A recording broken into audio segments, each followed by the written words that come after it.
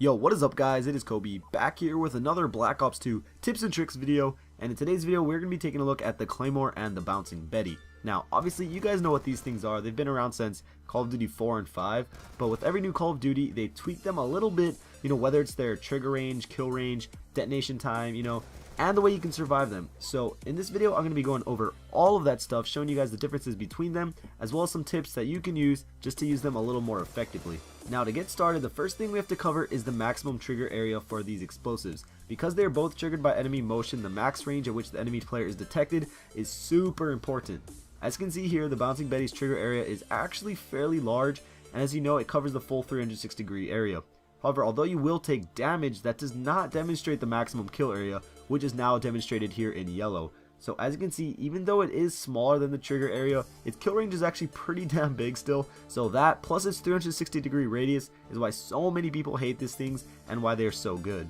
But now let's take a look at the Claymore. So the Claymore is much more dependent on its actual placement and direction than the Bouncing Betty, and as I'm sure you guys know by now, it only has a trigger and a blast radius of about 40 degrees, which makes its effective area much smaller. Not only its total area, but both its trigger and its kill range is slightly shorter as well. So if you only looked at this, you would think the Betty is just far better than the Claymore, but there's a couple more things to look at to really decide its effectiveness. First, its detonation time. The time between being triggered and actually detonating is incredibly important, and more times than not, that's what determines whether or not you get the kill. Now, the C4 detonates roughly 0.15 seconds after being triggered, whereas the Bouncing Betty takes around 0.21 seconds. Now, that may not seem like much of a difference, only 0.06 seconds, but trust me, it makes the world of difference. And I'm sure you guys noticed it as well while you were playing. It's almost impossible to react fast enough to avoid being killed by a Claymore.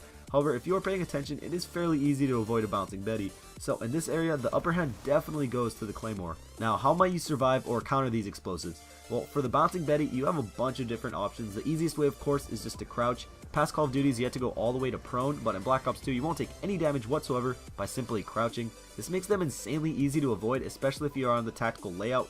For the Claymore, however, changing your stance won't help you at all. Whether you're lying down, jumping, you will still receive the same amount of damage. There are also 3 perks that can help you survive both of these: Lightweight, Flat Jacket, and Engineer. With Lightweight, if you're rocking an SMG, a shotgun, a pistol, or just your combat knife, you can sprint directly over the Betty and survive, although you do have to begin sprinting just right at the perfect time. For those who have seen my Flak Jacket video, you guys will know you can literally be sitting on top of either of these explosives and survive the blast if you have the Flak Jacket equipped. And lastly, besides just detecting them, Engineer delays the detonation by like 6 times for both the Betty and the Claymore as well, so you shouldn't have any problem there. So finally, let's take a look at how to effectively use each one of these. For the Betty, it is pretty simple because of its 360-degree radius. It's hard to go wrong, but my one suggestion is to always place it as low as possible.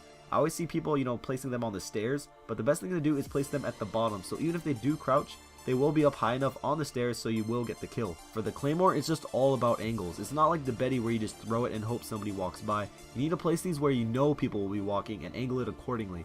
You don't want your opponent to see the Claymore before it's too late for them to do anything about it, so point the lasers in the direction that they are going to be walking, not where they have walked. But after seeing and hearing all this, and from actually using them in the game, which do you prefer, the Betty or the Claymore? For me, it's all situational. The kill rate percentage is definitely a lot higher with the Claymore though, just because the crouching to dodge a Betty is just way too easy, and at this point in the game, it's just second nature to hit that crouch button when you hear that click.